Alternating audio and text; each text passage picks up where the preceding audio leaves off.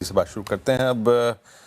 संजय जी नमस्कार, कार्यक्रम में स्वागत है। मेरे ख्याल से लगभग 1.25 महीने के अंतराल के बाद आपसे एक बार फिर से मुलाकात बात हो रही है, लेकिन अब थोड़ा सा मैं सुबह से इस बात का जिक्र कई बार करता हूं तो मुझे बड़ा अटपटा सा लगता है, लेकिन क्या करें, आज की तारीख में हमें रिस्क का जिक्र पहले करना पड़ता है कि बाजार में डाउनसाइड रिस्क कितना है, डिप्लॉयमेंट क्या करें। और जब डाउनसाइड रिस्क की बात आती है तो सबसे पहले बात छेड़नी पड़ती है आईटी की। No science of stability still.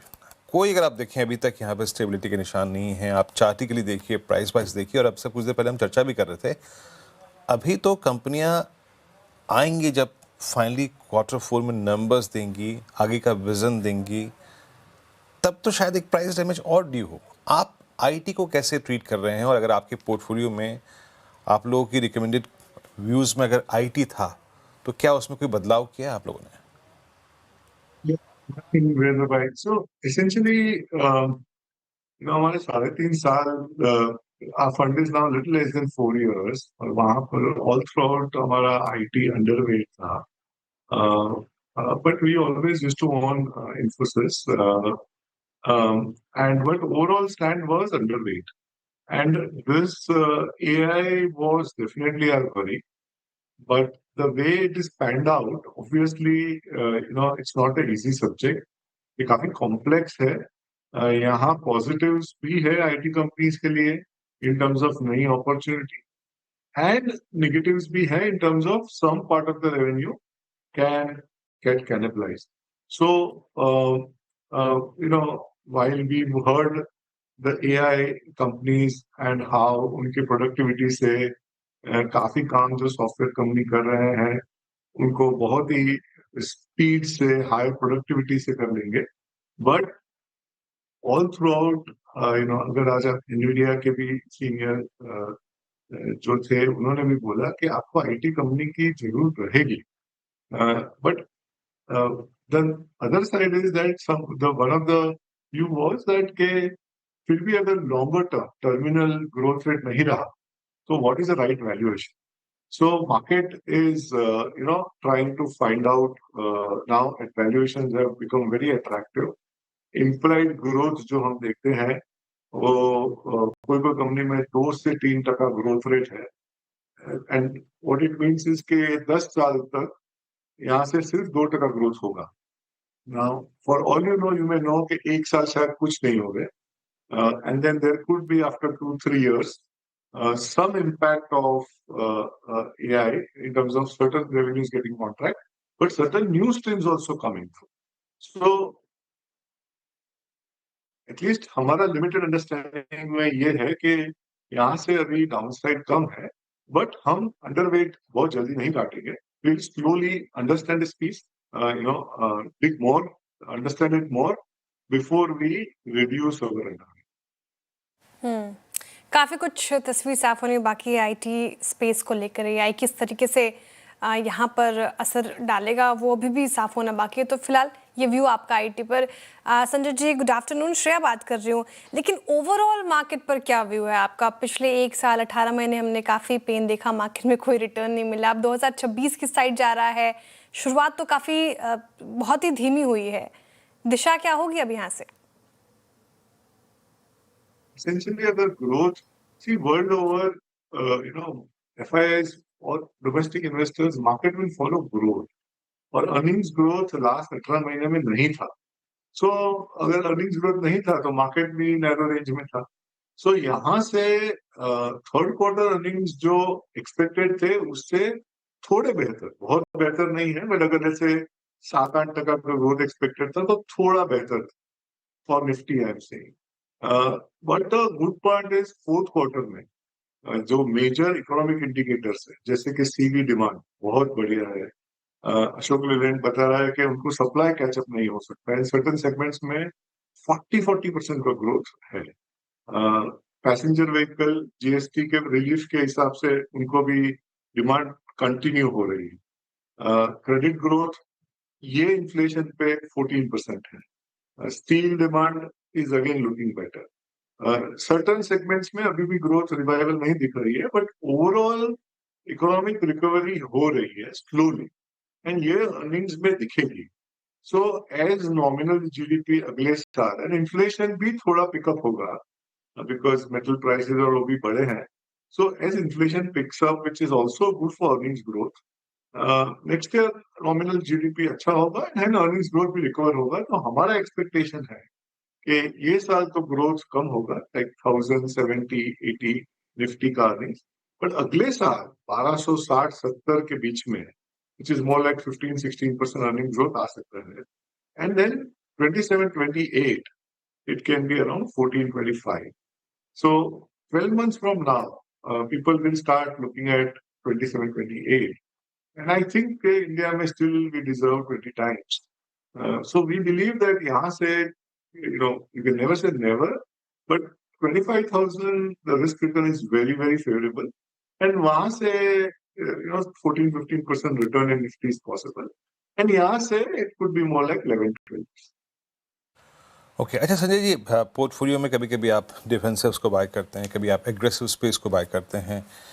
आपके पोर्टफोलियो को अगर थोड़ा सा एग्रेशन प्रोवाइड करना हो यहाँ से जहाँ पे आपको ग्रोथ अच्छी नज़र आ रही हो, उस कैटेगरी में आप कौन कौन से स्टॉक रखेंगे? और ग्रोथ भी कहूँ या फिर मेरे ख्याल से मैं दूसरे शब्द का इस्तेमाल कर सकता हूँ, दैट्स कॉल्ड रिलेटिव स्ट्रेंथ, है ना, रिलेटिव स्ट्रेंथ, वो कहाँ कहाँ नज़र आ रही है आपको? आप उसमें खुल के पीएसयू बैंक का जिक्र कर सकते हैं. अब तक की प्राइस परफॉर्मेंस में पिछले 3 महीने में आप, हम कुछ देर पहले बात कर रहे थे, real estate ancillary Polycab has created all time high.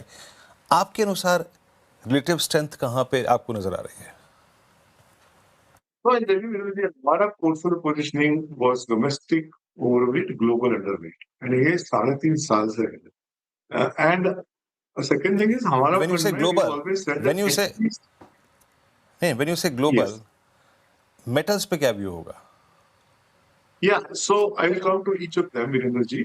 So Okay, okay. metal is while global thing, but we are overweight, and because at least aluminum में we don't see China being a risk in terms of dumping. So हमारा overweight है metals में. Vedanta is a big overweight for us. But overall our stand was domestic overweight, global underweight. And उसमें हमारे पास आज domestic discretionary है, वहां पर हम माइंड ओवरवेट है. फाइनेंशियल्स लार्जर बैंक्स हैं, all the 4 larger banks we have. And then in PSUs, of course, SBI has worked well for us. Axis has worked well for us. And then infra पे हमारा positive view है. वहाँ पर Larsen & Toubro is a big weight for us. Telecom is a big overweight for us with Bharti. And then NBFC में हम लोग positive है, जहां हमारे पास बजाज फाइनेंस है, इंडिया शेल्टर है, ब्रोकिंग में एंजल हमारे पास है, रियल एस्टेट में हमारे पास डीएलएफ है, पोर्ट में Adani port is what we have. So this is how our composition, and then we have mild overweight on pharma.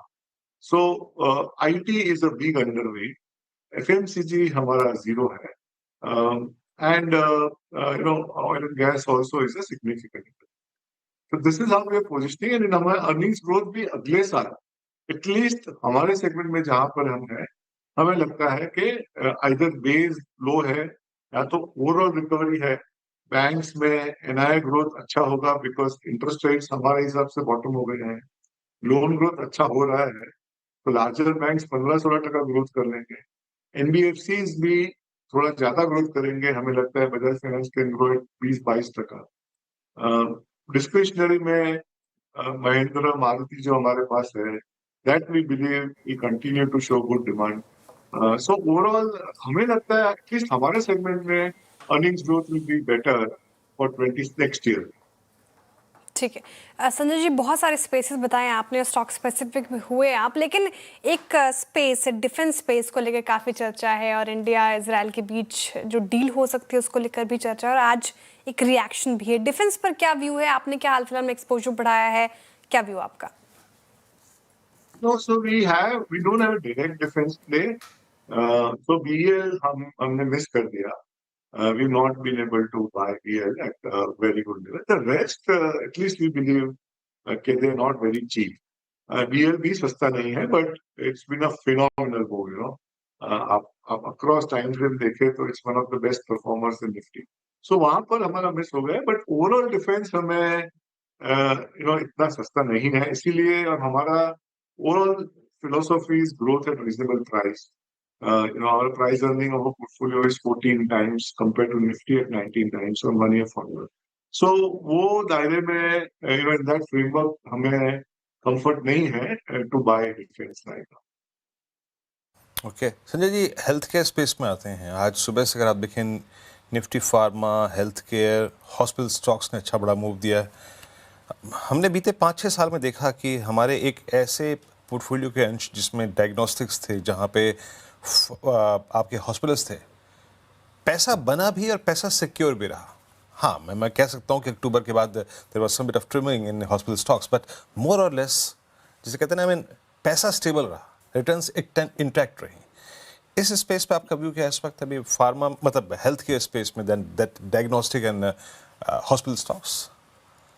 No, they are definitely, आपने सही बताया, वो स्टेडी है, पेनिट्रेशन लेवल बहुत स्कोप है, ऑक्यूपेंसी लेवल की बढ़ने की और गुंजाइश है, and it's a steady sector जो इंसुलेटेड भी है, डोमेस्टिक भी है, सो वहां पर surely there are opportunities, unfortunately हमारे पास नहीं है, but for sure at a price we will look to participate in the healthcare space.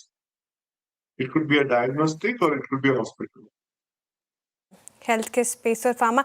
अच्छा संजय जी, इटर्नल, स्विगी, नाइका, ये सारे जो न्यू एज स्टॉक्स हैं, इस पर क्या व्यू बन रहा है? क्योंकि हाल फिलहाल में जिस तरीके से कंपटीशन की बात आई है, क्विक कॉमर्स स्पेस में थोड़ी दिक्कत है, वही दूसरी इंटरनेट कंपनीज अच्छा परफॉर्म कर रही है, तो पूरा अगर मैं पूरे बास्केट पर आपकी राय जानना चाहूँ तो क्या होगी?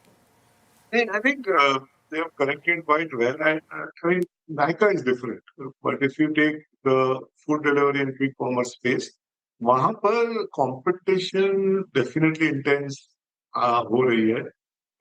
जोमेटो के ट्रांसक्रिप्ट में भी अगर आप देखें तो लोग बोल रहे हैं कि कंपटीशन बहुत इंटेंस हो रही है। फूड डिलीवरी अभी स्टेडी ग्रोथ है, 18-20% का ग्रोथ होगा, मार्जिन भी शायद वहां स्टेडी हो जाएंगे, बट क्विक कॉमर्स में ग्रोथ जहां बहुत ज्यादा था, वहां पर कंपटीशन बहुत इंटेंस है, यही उनका ही नैरेटिव है। So with that at least this 100% growth rate for long number of years, we need to watch, and honestly हमें नहीं पता कि 3-3, 4-4 साल 100% ग्रोथ आएगा कि नहीं क्विक कॉमर्स में। तो ऐसे हमारा थोड़ा कार्प स्टाइल है, ग्रोथ एट रीजनेबल प्राइस, यहाँ पर ग्रोथ बहुत ही आएगा फॉर श्योर, बट कितना ग्रोथ प्राइस में है ये हमें थोड़ा डिस्कम्फर्ट है। Having said that, they reacted quite well, and at a price, they will look very attractive, and it could be very near to the current price. So now the valuations are factoring reasonable growth, but I still feel that we would want to buy at a lower level. ठीक है, okay, शुक्रिया संजय जी आज हमारे साथ जुड़ने के लिए और इतने अच्छे तरीके से सारे सवालों के जवाब देने के लिए। सर बहुत शुक्रिया आपके वक्त के लिए।